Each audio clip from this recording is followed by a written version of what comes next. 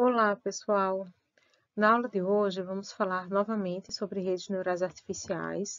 Agora a gente conhece já duas redes, as redes mais simples, que é a rede Perceptron e a rede Adaline, e a gente vai ver alguns aspectos gerais sobre redes neurais artificiais.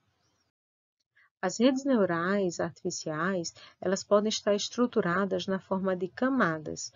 O que é isso? A gente tem uma camada de entrada de dados, que é o nosso vetor X, né? Eles estão conectados com neurônios numa camada intermediária. Esses neurônios da camada intermediária podem estar conectados com neurônios de uma outra camada intermediária e outra camada, e assim por diante, até que a gente chegue em neurônios de uma camada de saída. E esses neurônios da camada de saída que vão realmente indicar qual é a saída da nossa rede neural, tá? Então, a gente tem os neurônios, tá? Esses neurônios possuem conexões. Cada conexão dessa é representada por um peso. Então, o aprendizado vai surgir através da gente aprender aqueles pesos. E aí a gente pode dizer que a estrutura geral de uma RNA, de uma rede neuroartificial, ela é composta por unidades de processamento, são os neurônios ou os nós, tá? Pelas conexões entre esses nós, né? Que eu tenho os nós, tenho as conexões entre os nós, e pela topologia, que é mais ou menos como elas estão conectadas, como eles estão organizados, tá? Então, a gente vai passar por cada item desse. Então, partindo da unidade de processamento, né, que são os nossos neurônios, eles vão seguir muito a estrutura do perceptron, tá? Então, como é que o perceptron é organizado? Vai ter as entradas, cada entrada se conecta com uma conexão estabelecida por um peso, e aí vai acontecer um somatório. Esse somatório vai indicar qual é a ativação, e baseado na ativação, a gente indica qual vai ser a função saída, tá? Então, observa que a unidade de processamento ela é formada pelo estado de ativação, né, pela função que gera esse estado e pela função saída. Indo para a ativação, os neurônios podem assumir valores bipolares, como a gente viu no perceptron, valores reais, como a gente viu no Adaline, ou ainda valores binários, por exemplo, o 0 ou 1, ou ativo ou inativo, tá? Isso depende muito da função de ativação que a gente vai utilizar. A função de ativação, ou o estado de ativação de um neurônio, ele pode ser dado apenas pelo UDX, né, como a gente fez no Perceptron Adaline, ou eles podem ter uma retroalimentação. O que é isso? O estado de ativação do neurônio, ele depende do estado anterior mais os dados que estão entrando, tá? Eles podem serem atualizados de forma síncrona, ou seja, quando um dado de entrada a gente recebe um dado de entrada, todos os neurônios daquela camada que recebe aqueles dados são calculados, a atualização deles, né, para saber qual é o estado de ativação, ou pode ocorrer essa atualização de forma síncrona, só parte dos neurônios é que são atualizados. E aqui eu vou mostrar para vocês 4 funções de ativação, que são as mais comuns. A linear, que é utilizada por Adaline, a threshold ou limiar, que é utilizada por Perceptron. No Perceptron que a gente viu, a gente utilizou 1 e menos 1, mas pode ser também 1 e 0. E a gente tem a sigmoide logística e a tangente hiperbólica, que são duas funções que a gente vai utilizar na MLP, que a gente vai ver na próxima aula ainda. Então, ó, a função linear, está aqui um exemplo de função linear, onde a função, nesse exemplo, a função do de x é exatamente a função identidade, é o caso do Adaline, tá? Esse é o exemplo. A gente pode ter uma função unipolar, a gente chama unipolar porque ele vai de 0 a 1, né? Os valores, é uma função limiar unipolar. A gente pode ter uma função limiar bipolar, que vai de menos 1 a 1, que foi o caso do Perceptron que a gente fez. E a gente pode ter a sigmoide logística. Qual é a ideia da sigmoide logística? Observa que ela parece uma função limiar. Ela parece uma função degrau, nesse caso, uma função degrau unipolar, que ela aqui ele tende a 1, e aqui ele tende a 0, tá? Mas ela é uma função contínua, tá? A função degrau ela é uma função constante. Aqui a gente tem uma função contínua. E a tangente hiperbólica, a mesma coisa, tá? Só que aqui ela é bipolar, porque ela vai de 1 a menos 1, mas ela aqui tende a 1 e aqui ela tende a menos 1, tá? Então, ela simula uma função limiar, só que ela é uma função contínua. Ela é uma função que os valores variam de -1 a +1. E o último item das nossas unidades de processamento é exatamente a nossa função saída. Na grande maioria dos casos, a função saída é o que a gente chama de função identidade da ativação. A ativação é a saída. Mas, como a gente viu no caso lá do Perceptron, que a gente tinha bípede e quadrúpede, a gente fez uma tradução.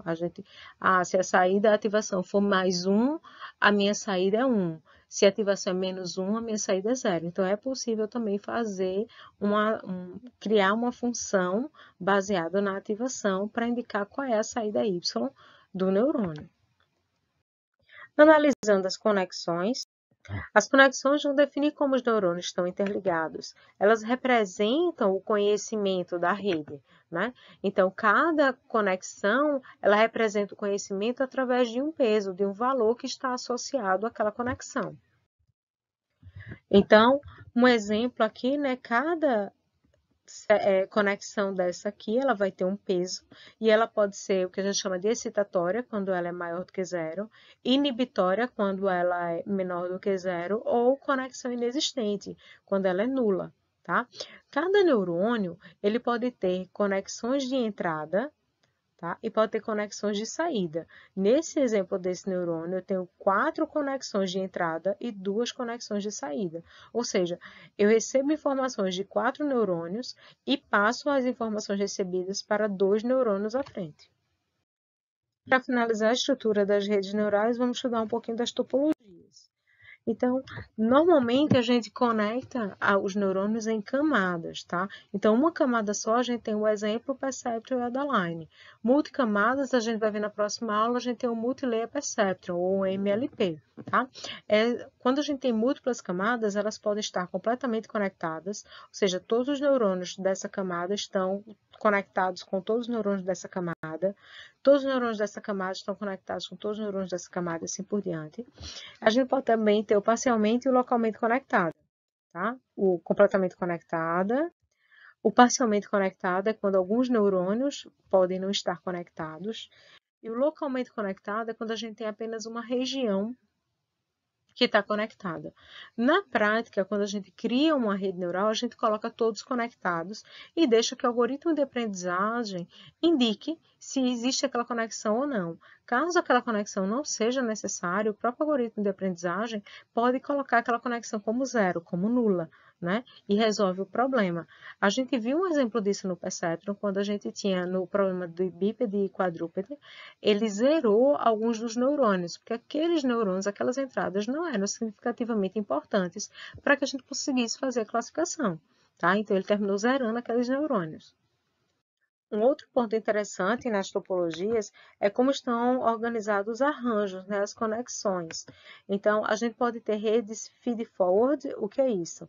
Não há loops entre elas. Então, as entradas, elas passam de uma camada para aqui, aí os valores que saem aqui do neurônio viram entradas para essa camada seguinte, até chegar à saída, tá? Então, por exemplo, a ativação, ela não tem, ela só analisa o que entrou, ela não analisa, por exemplo, o que saiu na camada anterior, não existe retroalimentação.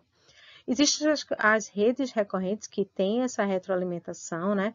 Então, a gente tem aqui as entradas, mas o que saiu nesse neurônio, ele vai também entrar para um próximo ciclo, então, essas são redes recorrentes, né? Que o que sai, ela entra. E tem redes que a gente chama de latícias, que são organizadas em forma de matrizes, tá? Não só de... Aqui, normalmente, a gente utiliza a estrutura de vetores, vários neurônios, mas a estrutura de vetores, e aqui a gente tem uma estrutura de matriz, tá? Então, essas são as topologias para as redes neurais artificiais mais conhecidas. E aí, se a gente for fazer um projeto de redes neurais, o que a gente precisa estar atento? Então, o primeiro ponto é a escolha da topologia, né? Quantas camadas a gente vai ter, quantos neurônios a gente tem em cada camada. A camada de entrada, normalmente a quantidade de neurônios na camada de entrada é exatamente a quantidade de características que a gente tem no nosso problema, né? E a camada de saída, quantos neurônios a gente vai ter na camada de saída?